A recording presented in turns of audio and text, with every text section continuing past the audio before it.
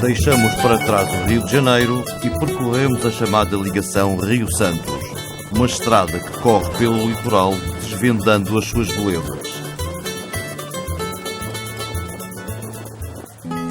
O nosso próximo destino é Paraty. Fundada pelos portugueses no início do século XVI, atingiu um grande desenvolvimento como importante porto de saída do ouro de Minas Gerais e do café do Vale do Paraíba. Em meados do século XVIII, Paraty afirmava-se como um importante interposto comercial. Chegou a ser a segunda cidade portuária do Brasil, com uma importante vida social e cultural. A sua arquitetura conserva as marcas desses tempos áureos. Mas atrás desses tempos vieram outros, os do esgotamento das minas, da abolição da escravatura, da ruína dos cafezais do Vale do Paraíba e do arredar da povoação das rotas comerciais. Muito mais tarde, já no século XX, a construção da estrada marginal Rio-Santos veio contribuir para a redescoberta deste relicário de arquitetura colonial. Curiosamente, tal como ao tempo da sua fundação, os paulistas terão sido os primeiros protagonistas do renascimento de Paraty, por volta de 1962. Atualmente, muitas casas da povoação constituem residências de férias de paulistas e cariocas. Hoje, o turismo é uma das principais fontes de rendimento da sua população. Uns vêm atraídos pelas festas, outros encontram no lugar o sentido do olhar de Carlos Drummond de Andrade, que sobre Paraty escreveu: uma das mais lindas cidades do Brasil, com ares de velha dama à beira-mar sentada, atraindo pintores, poetas e contemplativos, gente de olhos e ouvidos fatigados pelo caos. O seu centro histórico mantém o encanto de outros tempos e as ruas ainda hoje conservam a calçada primitiva chamada de pé de moleque.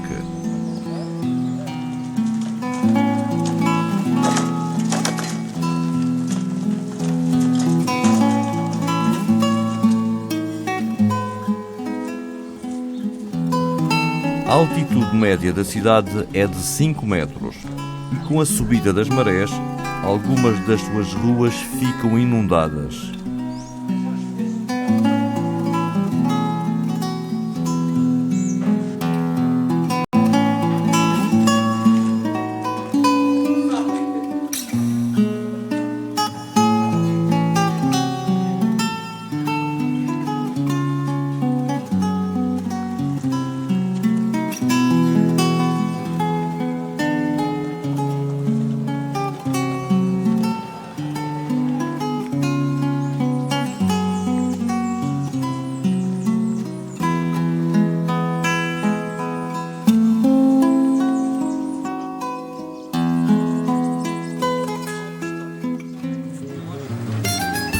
Saímos de Paraty e tomamos uma estrada pela serra em direção a São Paulo.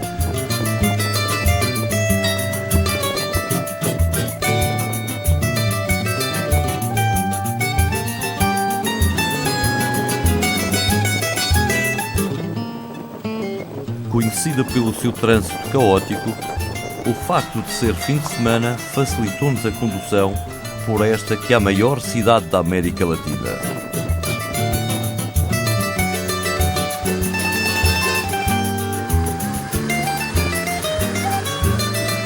Percorremos a famosa Avenida Paulista, sede de muitos bancos e grupos económicos, e dirigimos-nos para a Casa Ilha da Madeira, onde fomos calorosamente recebidos. São Paulo é a maior comunidade madeirense do Brasil. Nesta festa, recriava-se o Arraial do Monte com a tradicional espetada e bolo do caco.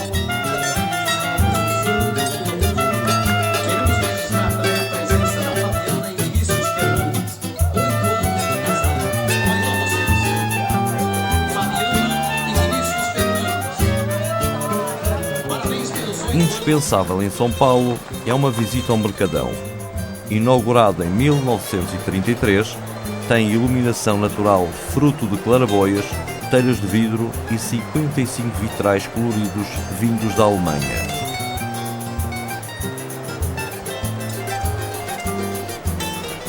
$14.000 pessoas passam diariamente por aqui, consumindo 350 toneladas de alimentos.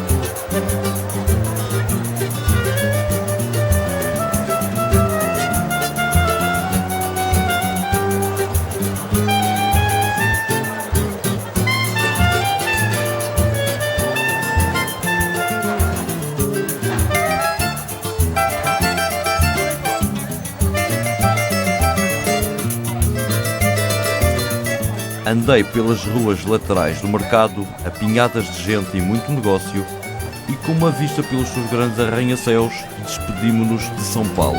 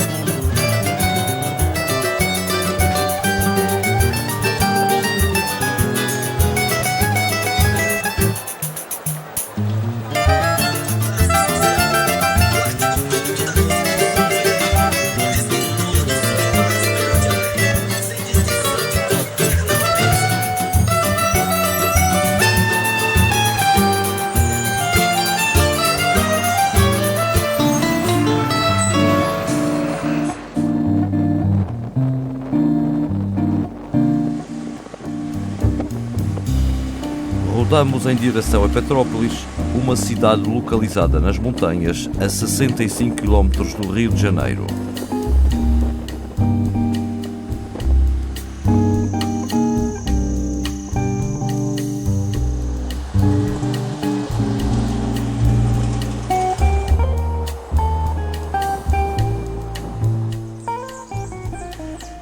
Era neste palácio, mandado construir por Dom Pedro II, que a família real se refugiava no verão. Hoje é um museu imperial e guarda as memórias desses tempos.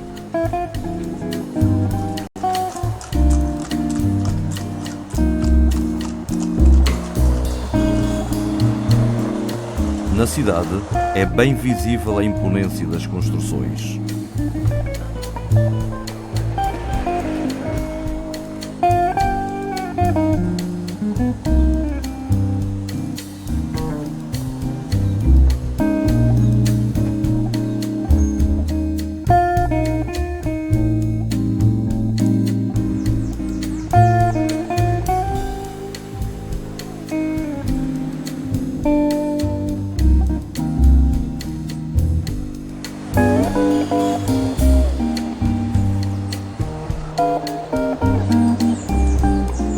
O Palácio de Cristal, de 1894, foi salão de baile e uma das suas festas ficou famosa, por aí ter sido assinada uma ordem de libertação de 113 escravos.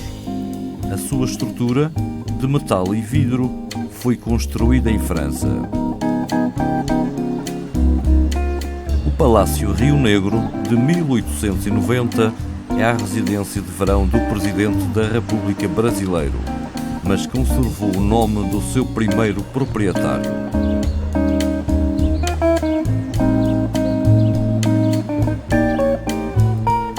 Em Petrópolis, mas afastado do centro da cidade, um imponente palácio foi construído em 1944 para ser o maior casino da América do Sul. Assim foi apenas durante 2 anos, pois em 1946 o jogo foi proibido no Brasil.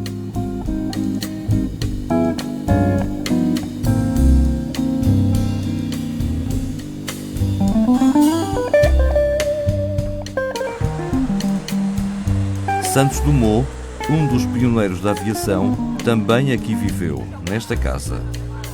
Em sua homenagem, podemos ver uma réplica do famoso avião 14 bis. A noite caía quando visitamos a Catedral de São Pedro de Alcântara.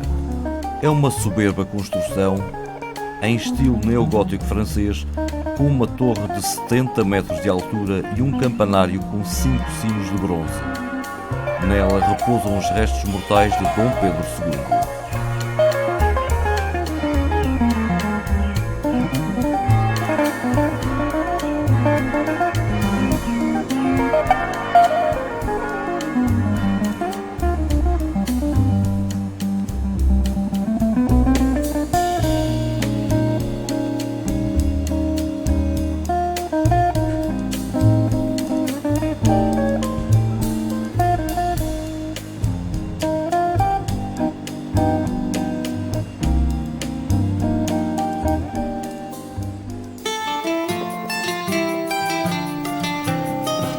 Na manhã seguinte, em direção a Ouro Preto, percorremos partes daquela que durante muitos anos foi a única pista que ligou as históricas cidades de Minas Gerais do ciclo do ouro e do diamante a Paraty e ao Rio de Janeiro. A Estrada Real, assim se chamava, era uma longa picada que ligava Ouro Preto a Paraty e posteriormente, através do Caminho Novo, ia até o Rio de Janeiro. Ambos os caminhos eram fortemente controlados pela coroa e só podiam ser trilhados com autorização.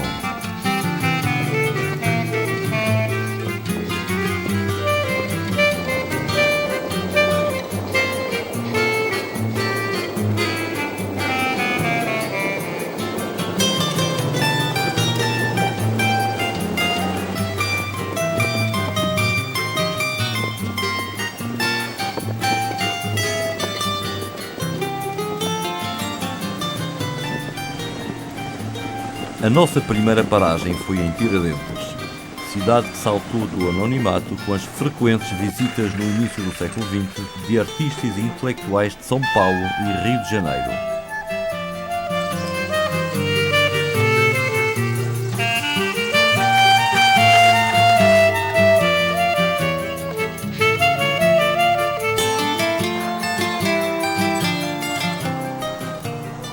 Tiradentes mantém o seu casario colonial bem conservado e orgulha-se da Maria Fumaça. Alcunha para esta bela locomotiva de 1881 que diariamente percorre os 12 km que separam Tiradentes de São João del Rei.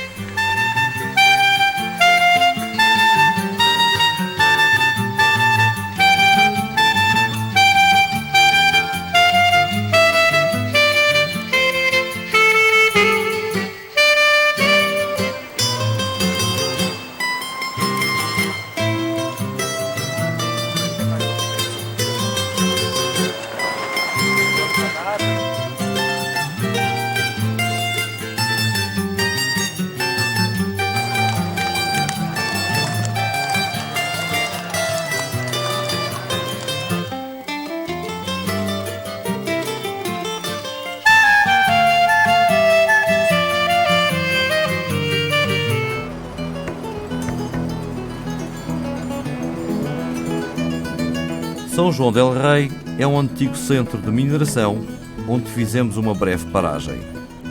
Foi aqui que nasceu Tancredo Neves, o primeiro presidente da República do Brasil após a ditadura militar, mesmo ao lado da igreja de Nossa Senhora do Rosário.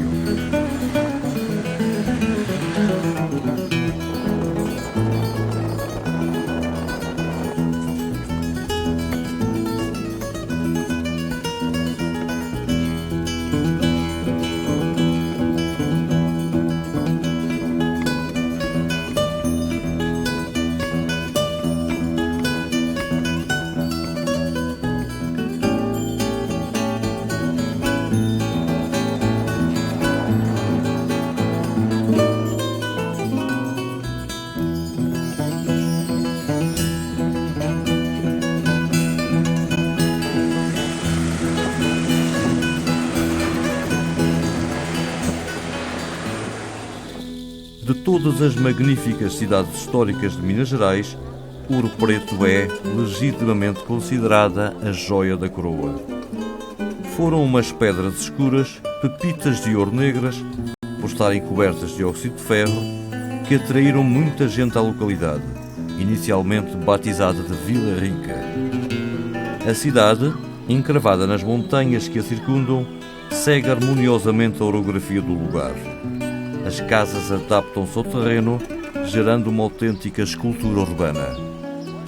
Fruto da agreste orografia, a ligação entre as distintas colinas realiza-se por ruas extremamente íngremes.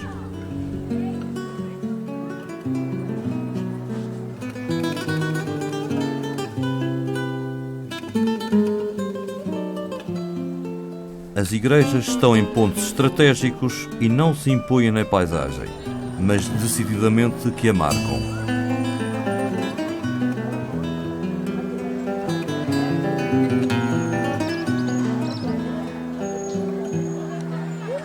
No centro da Praça Tiradentes está a estátua de Joaquim José da Silva Xavier, conhecido como o Tiradentes. Este liderou o movimento da Inconfidência Mineira, que tinha por objetivo a independência do Brasil. A coroa abortou a conspiração e Tiradentes foi o único inconfidente a ser morto. O seu corpo foi esquartejado e espalhado por diversas localidades de Minas Gerais. Para os restantes, o indulto real exilou-os para Angola e Moçambique. O nome de Ouro Preto só surge em 1823, quando Vila Rica se tornou capital da província de Minas Gerais. 64 anos depois, quase na virada do século, a capital transfere-se para Belo Horizonte e Ouro Preto cai no esquecimento. Ouro Preto viveu, no início do século XVIII, alguns incidentes misteriosos. Segundo a lenda, fantasmas sobrevoavam a cidade, aterrorizando as pessoas. Para afastar os maus espíritos, construíram-se oratórios em vários cantos da cidade.